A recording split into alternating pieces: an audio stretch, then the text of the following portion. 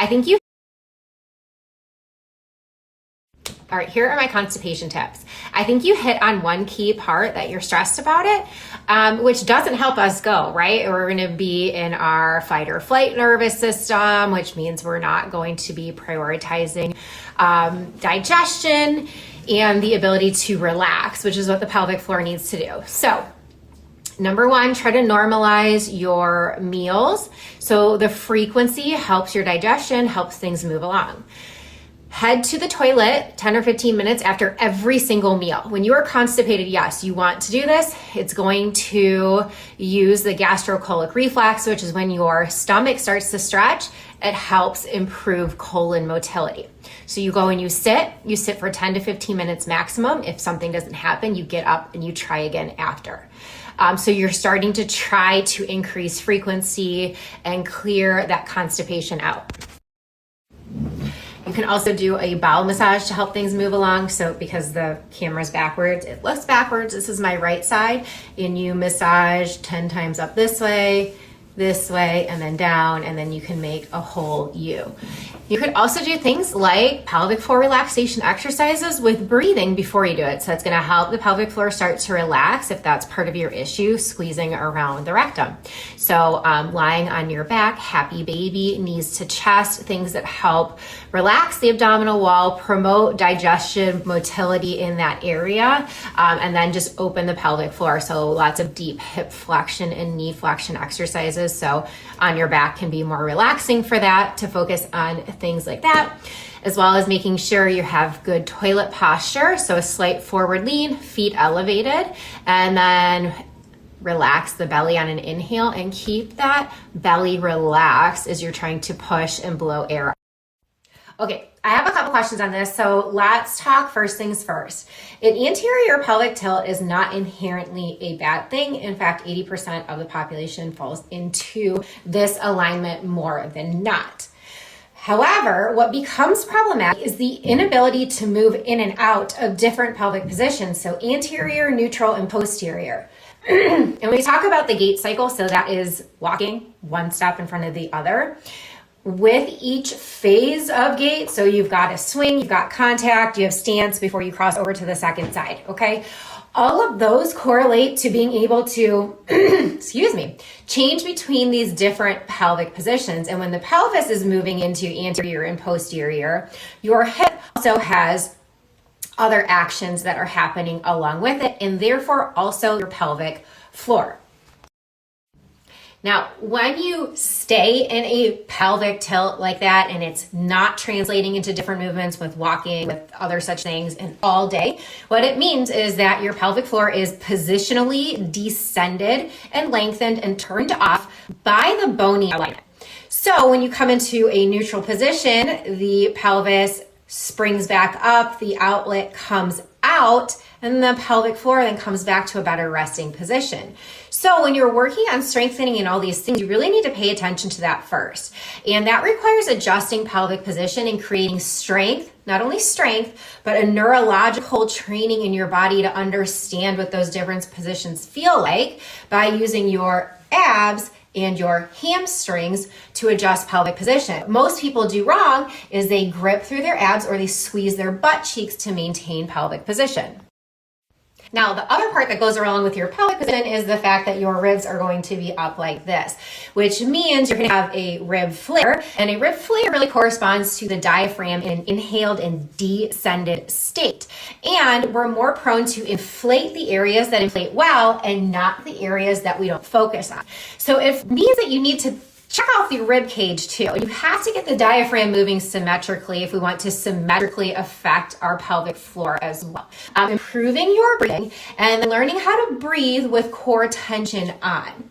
Other things to think about are connecting to your foot. So if you're just trying to kind of come into this awareness, think about your foot. Can you feel the base of your big toe, the base behind your pinky toe, and then your heel? And can you ground down evenly through those feet when you're standing all day, or are you more forward on your toes or on your heels?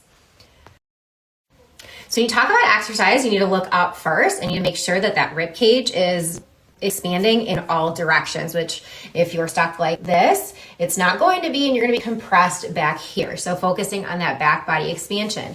And it's really important too, when you want to progress into exercise, you cannot just be belly breathing, whether you're doing squats or you're just doing core stuff. If you're just belly breathing, that's all pressure here, and we need to evenly distribute that pressure. So you need to learn that back body breathing. So when your core is on and braced, and I inhale, I'm going to breathe into that back and not just the front, and load my bladder and my weak core, those things. So you do that by then attaching stacked diaphragm to stacked diaphragm.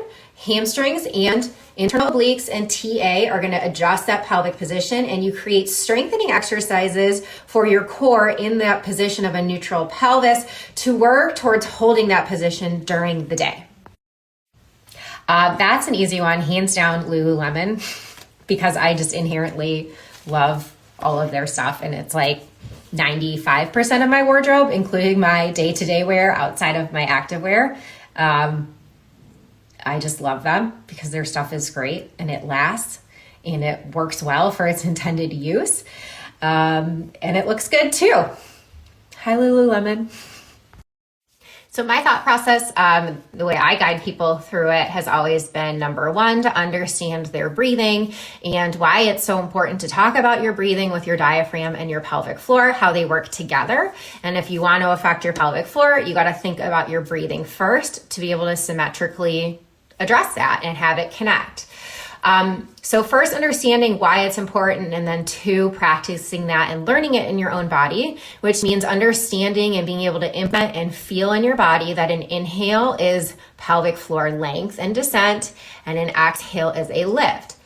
But I always start with first the inhale to lengthen and release and relax, and positions that improve pelvic floor tension.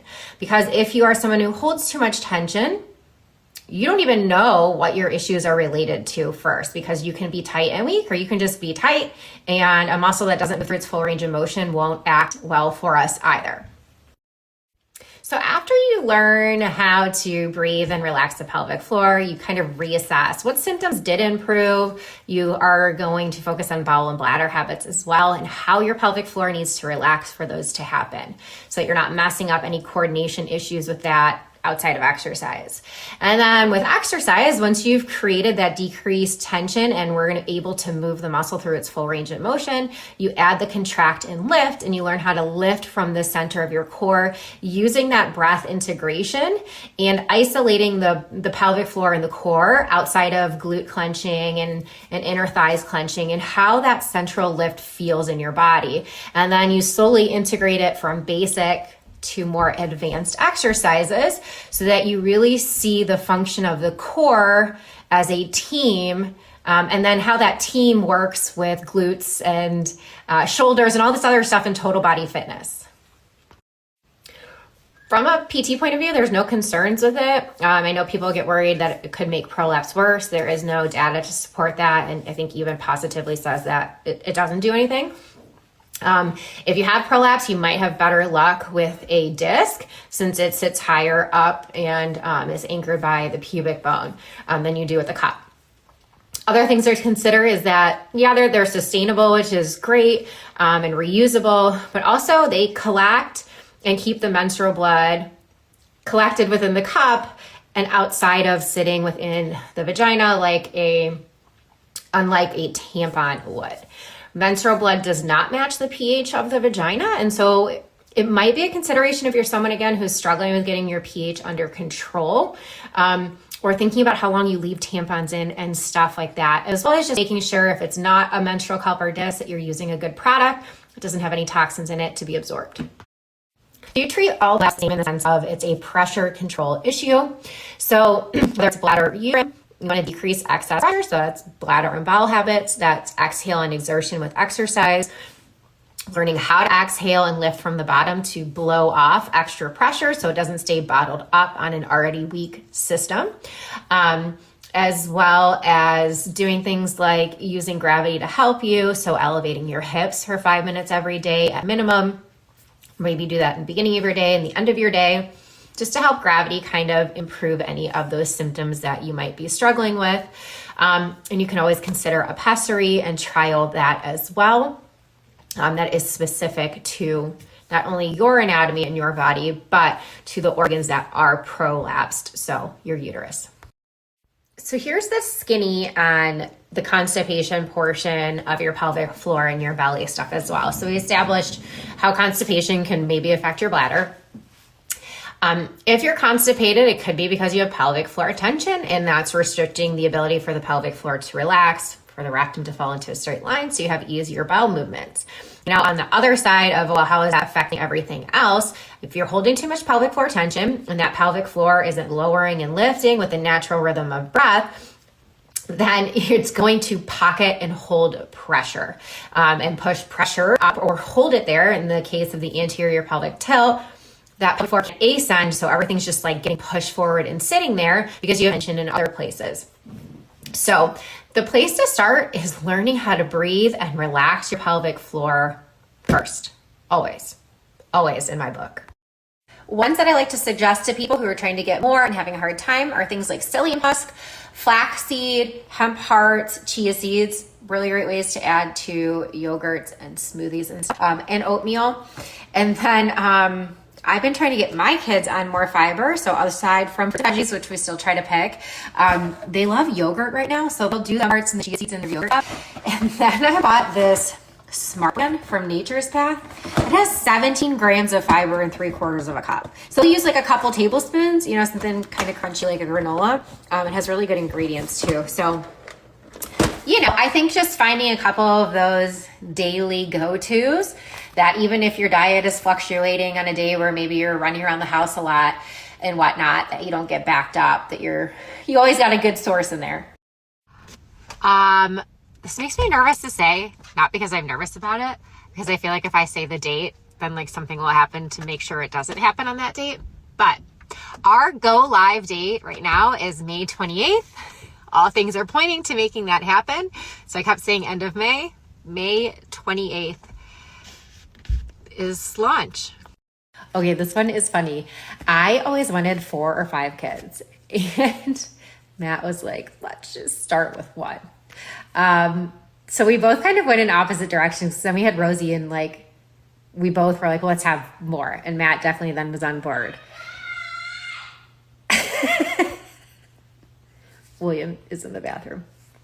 And then we had Hazel, and they are 16 months apart. And we were like, whoa, we are good for a little bit. We love them, but like we are good. And then we knew we weren't complete, but we did wait quite a bit of time, probably like 3 years until we had William. And then we felt complete.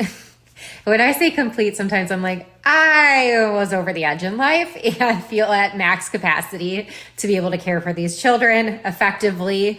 So we just felt complete, like our family was whole, and that was it. We kind of played it by ear.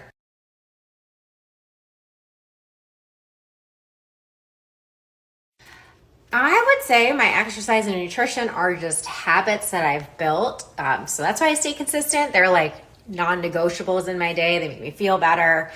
So I prioritize that stuff over lots of other things. So I don't clean up my kitchen sometimes after breakfast until 4 in the afternoon. I'm also prioritizing working and stuff while the kids are gone. But what I mean is like that stuff usually comes first, working out.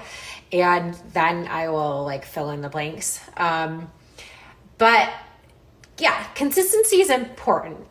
But more than that, it's not giving up when you're not consistent. So we're all going to have off days or like off weeks. Like kids are sick sometimes for 2 weeks at a time and you feel like time stopped and you lost like 2 weeks of your life.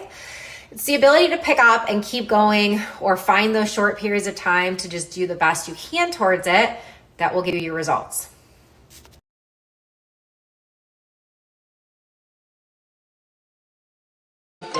It's hard to breathe, but that's alright. Hush.